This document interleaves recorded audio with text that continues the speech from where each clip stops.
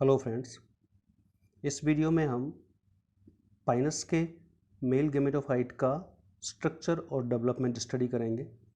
पिछले कुछ वीडियोस में हमने ये देखा था कि किस प्रकार से पाइनस में माइक्रोस्पोर्स और मेगास्पोर्स का डेवलपमेंट होता है। उस वक्त मैंने आपको ये बताया था कि माइक्रोस्पोर्स फर्दर जर्मिनेट होकर मेल गेमेटोफाइट का निर्माण करते हैं और मेगास्पोर फर्दर आगे डेवलप होकर या जर्मिनेट होकर फीमेल गेमेटोफाइट का निर्माण करते हैं।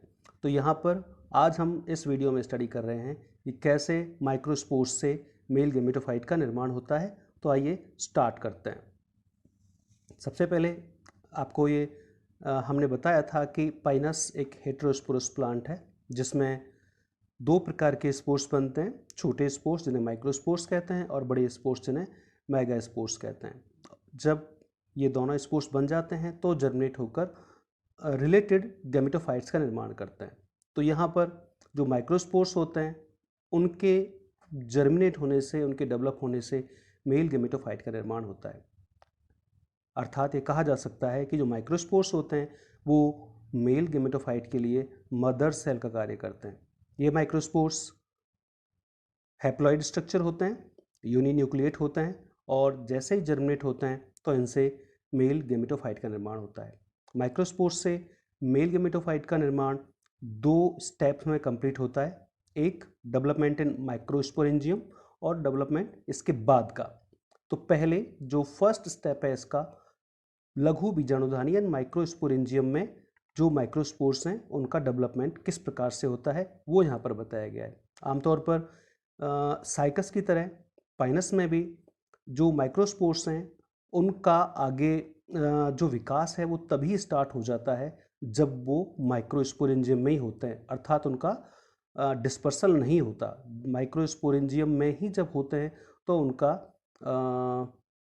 जो डेवलपमेंट है वो स्टार्ट हो जाता है। सबसे पहले यहाँ पर जो माइक्रोस्पोर्स का न्यूक्लियस होता है उसमें एक असमान समसूत्री विभाजन होता है जिससे दो कोशिकाएं बनती हैं। बड़ी जो कोशिका होती है एपिकल सेल और छोटी जो कोशिका होती है उसे प्रोथेलियल सेल कहते हैं। तो दो कोशिकाएं बनी, एक एपिकल सेल जो शेप में बड़ी होती है, आकार में बड़ी होती है, और दूसरी प्रोथेलियल सेल। प्रोथेलियल सेल जो होती है वो फर्दर आगे डिवाइड नहीं होती। इसके बाद जो शीर्षस्थ कोशिका होती है जिसे एपिकल सेल हम कहते हैं, वो अगेन उसमें अनइक्वल डिवीजन होता है जिससे एक छोटी अगेन प्रोथेलियल सेल बनती है जिसे सेकंड प्रोथेलियल सेल कहते हैं। पहले जो बनी थी वो फर्स्ट प्रोथेलियल सेल थी। यहाँ पर एक और प्रोथेलियल सेल बन जाती है एपिकल सेल के डिवीजन से जिसे सेकंड प्रोथेलियल सेल कहते हैं, और एक बड़ी जो सेल बनती है वो एंथ्रीडियल सेल कहलाती है। तो एपिकल सेल से दो सेल बनी, छोटी सेकंड प्रोथेलियल सेल और बड़ी एंथ्रीडियल सेल। ये जो एंथ्रीडियल सेल होती है इसमें अगेन डिवीजन होता है और इससे दो कोशिकाएं बनती है, एक जनरेटिव सेल और दूसरी ट्यूब सेल। ये जो दो सेल बनी, एक जनरेटिव सेल और एक ट्यूब सेल, ये एंथ्रीडियल सेल में डिवीजन से बनती है। इस प्रकार अभी जो पोलन ग्रेन या माइक्रोस्पोर होता है उसमें चार कोशिकाएं बन जाती हैं जिसमें first prothallial cell, second prothallial cell, generative cell और ट्यूब सेल, ये चार सेल बन जाती है। इस 4 सेल स्टेज में अब ये माइक्रोस्पोर्स या जिनको हम पोलन ग्रेन्स भी कहते हैं ये माइक्रोस्पोरेंजियम से बाहर आ जाते हैं। तो इस अब तक का जो इनका डेवलपमेंट था, मीन्स 4 सेल्ड स्टेज तक का जो डेवलपमेंट था वो माइक्रोस्पोरेंजियम में ही होता है। इसके बाद इसमें पॉलिनेशन होता है। पॉलिनेशन के द्वारा ये आगे पहुंचते हैं। तो पॉलिनेशन जो पाइनस में होता है वो वायु द्वारा होता है, अर्थात पाइनस में परागण की क्रिया, पॉलिनेशन की जो क्रिया है वो वायु के द्वारा होती है। आमतौर पर मैदानी भागों में ये मार्च के मध्य में, और जो हिली या पर्वतीय इलाके हैं वहाँ प्राय जून माह में ये पॉलिनेशन की जो प्रोसेस है वो कंप्लीट होती है। आमतौर पर परिपक्व होने पर नरशंकु में जो अक्ष है वो लंबा हो जाता है जिसके फलस्वरूप माइक्रोस्पोरोफिल्स जो होते हैं वो एक दूसरे से दूर दूर हो जाते हैं। मेल कोन जैसे ही डेवलप होता है, मैच्योर होता है, तो उसका कोन एक्सिस थोड़ा एनलार्ज हो जाता है। कोन एक्सिस के एनलार्ज होने से जो माइक्रोस्पोरोफिल उस पर अरेंज थी उनके बीच में थोड़ा स्पेस बन जाता है, मतलब वो थोड़े दूर दूर हो जाते हैं। और इन माइक्रोस्पोरोफिल्स पर जो माइक्रोस्पोरेंजिया पाई जाती हैं वो डायरेक्ट एयर के कांटेक्ट में आ जाती हैं। डायरेक्ट एयर के कांटेक्ट में आने से उनकी जो स्पेसिफिक कुछ सेल्स हैं वो श्रिंक होने लगती हैं, और श्रिंक होने से उनमें एक स्लिट बन जाती है, और इस प्रकार से उस जगह से इसमें दरारें पड़ जाती हैं। और माइक्रोस्पोरेंजियल वॉल के ब्रेक होने से या फट जाने से जो माइक्रोस्पोर्स या परागकण जो कि 4 सेल स्टेज में है, माइक्रोस्पोर्स या परागकण, ये अब माइक्रोस्पोरेंजियम से बाहर आ जाते हैं। ये पीले रंग के होते हैं, ये पिछली बार भी हमने आपको बताया था। ये पीले रंग के होते हैं और जैसे ही बिखरते हैं तो चारों ओर पीले पीले कणों की बौछार जैसी नजर आने लगती है। इसीलिए इस प्रकार की जो जहाँ पर ये बहुत सारे पाइनस के पेड़ होते हैं वहाँ पर ऐसा लगता है जैसे गंधक की बारिश हो रही हो, गंधक की बरसात हो रही हो। इसीलिए इसे शॉवर्स ऑफ सल्फर, गंधक की वर्षा भी कहते हैं। अर्थात जो पाइनस के पॉलन ग्रेन्स या माइक्रोस्पोर्स हैं, इनके माइक्रोस्पोरेंजियम से बाहर निकलने की जो प्रोसेस है, बाहर निकलने का जो फिनोमिना है, घटना है, इसे ही शॉवर्स ऑफ सल्फर कहा जाता है। ऑब्जेक्टिव में पूछा भी जाता है कि किस प्लांट में होता है, तो ये पाइनस का फिनोमिना है एक्चुअली। इस दौरान जो न्यूसेलस है उसकी माइक्रोपाइलर एंड की कुछ कोशिकाएं डीजेनरेट होकर श्लेष्मीय या म्यूसिलेजिनस पदार्थ का निर्माण करती हैं, जो एक बूंद के रूप में बाहर की तरफ आ जाता है।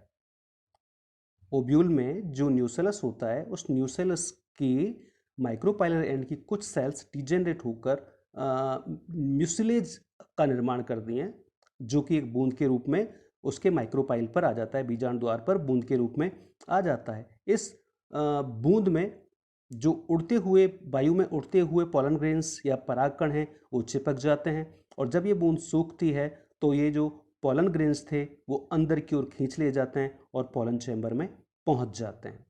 पॉलन चैम्बर जहां पर अब इसके बाद का जो डेवलपमेंट है वो पूरा यहीं पर होता है। तो इस प्रकार से परागण क्रिया होती है यानी पॉलिनेशन होती है, और पॉलिनेशन के द्वारा जो 4 सेल्ड स्टेज के पॉलन ग्रेन्स हैं वो कहाँ आ जाते हैं, पॉलन चैम्बर में। अब जो फर्दर डेवलपमेंट होगा वो इस पॉलन चैम्बर में होगा। तो इसके बाद इसका सेकंड स्टेप आता है, वो है डेवलपमेंट आफ्टर पॉलिनेशन। पहला हमने देखा था डेवलपमेंट इन माइक्रोस्पोरेंजियम, और ये दूसरा स्टेप हुआ डेवलपमेंट आफ्टर पॉलिनेशन, क्योंकि पॉलिनेशन हो गया है।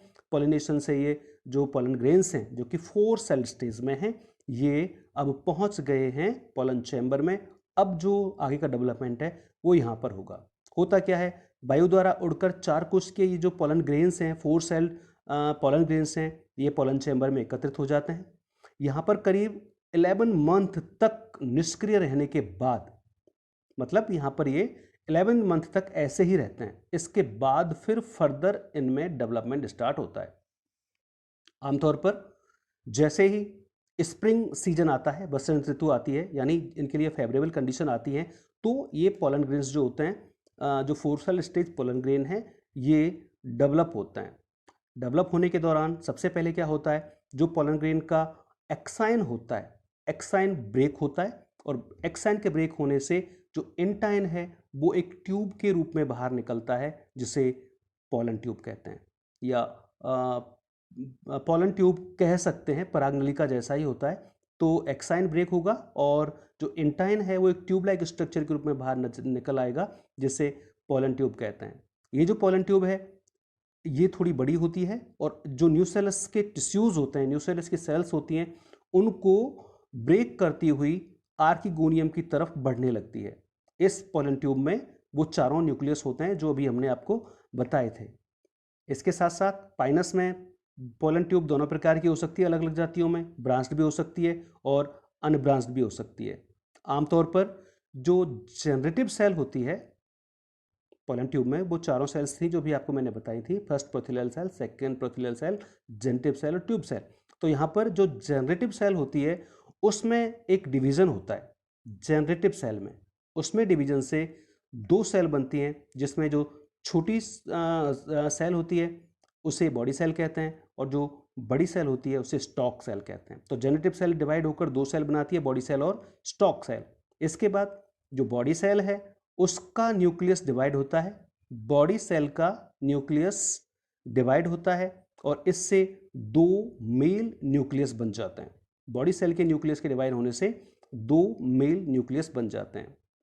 इसी दौरान जो ट्यूब सेल है, इसी दौरान जो काय कोशिका है, ट्यूब सेल है, उसकी भित्ति नष्ट हो जाती है तथा दोनों मेल न्यूक्लियस, जो दोनों मेल न्यूक्लियस थे वो पोलन ट्यूब के कोशिका द्रव्य में आ जाते हैं। तो दोनों के दोनों मेल न्यूक्लियस अब पोलन ट्यूब के कोशिका द्रव्य में आ जाते हैं। ये पूरी की पूरी जो प्रोसेस ऑफ डेवलपमेंट मैंने आपको बताई वो इसको एक फ्लो चार्ट में आप इजीली समझ सकते हैं। सबसे पहले आप देख रहे हैं पोलन ट्यूब, पोलन ग्रेन या जिनको हम माइक्रोस्पोर भी कहते हैं। एक डिवीजन हुआ, दो सेल बनी, apical cell, first prothallial cell. इसके बाद जो फर्स्ट प्रोथेलियल सेल है वो अनडिवाइडेड रहती है और एपिकल सेल में अगेन एक डिवीजन होता है जिससे बड़ी एंथ्रीडियल सेल और छोटी प्रोथेलियल सेल, जिसे सेकंड प्रोथेलियल सेल कहते हैं, बन जाती है। फिर ये जो एंथ्रीडियल सेल है इसमें अगेन एक डिवीजन होता है और दो सेल बनती हैं, जनरेटिव सेल और ट्यूब सेल। इस प्रकार इस स्टेज में यहाँ पर चार सेल बन जाती हैं। ये अब तक का डेवलपमेंट होता है माइक्रोस्पोरेंजियम में। इसके बाद फिर पॉलिनेशन होता है, पॉलिनेशन से ये पोलन चैम्बर में पहुँच जाते हैं और पोलन चैम्बर में फर्दर डेवलपमेंट होता है। फिर यहाँ आप देख रहे हैं जो जनरेटिव सेल है उसमें डिवाइड होने से दो सेल बनती हैं, बॉडी सेल और स्टॉक सेल, और ये बॉडी सेल फिर दो मेल गैमेट्स का निर्माण कर देती है। इस अवस्था में जो पोलन ट्यूब है उसके शीर्ष भाग पर चार केंद्रक हो जाते हैं। पोलन ट्यूब के शीर्ष भाग में चार केंद्रक हो जाते हैं। कौन कौन से? एक ट्यूब न्यूक्लियस, दो मेल न्यूक्लियस और एक स्टॉक न्यूक्लियस, स्टॉक सेल वाले न्यूक्लियस। तो इस प्रकार से जो पोलन ट्यूब है उसका जो अग्रभाग होता है, एपिकल पार्ट होता है, अपेक्स जो होता है, उसमें ये चार न्यूक्लियस होते हैं। इनमें से दोनों जो मेल न्यूक्लियस हैं वो मेल गैमीट के रूप में कार्य करते हैं। यहाँ पर जो पाइनस है उसमें जो मेल गैमीट होते हैं वो अनफ्लैजिलेटेड होते हैं, अर्थात उन पर फ्लैजिला नहीं पाई जाती, जबकि साइकस में फ्लैजिला होते हैं। तो ये इससे इसका डिफरेंस है। तो फाइनली यहाँ पर जब मेल गैमीटोफाइट का डेवलपमेंट पूरा होता है तो हमारे पास दो मेल गैमीट बन चुके होते हैं। इस प्रकार से पाइनस में मेल गैमीटोफाइट का डेवलपमेंट पूरा होता है। उम्मीद है आपको ये समझ में आया होगा। एक बार आप वीडियो वापस देखें, जिस प्रकार से चार्ट में इसको आपको समझाया गया है आप उसमें एक बार देखेंगे, समझेंगे तो ये आपको बिल्कुल क्लियर समझ में आएगा। Thank you.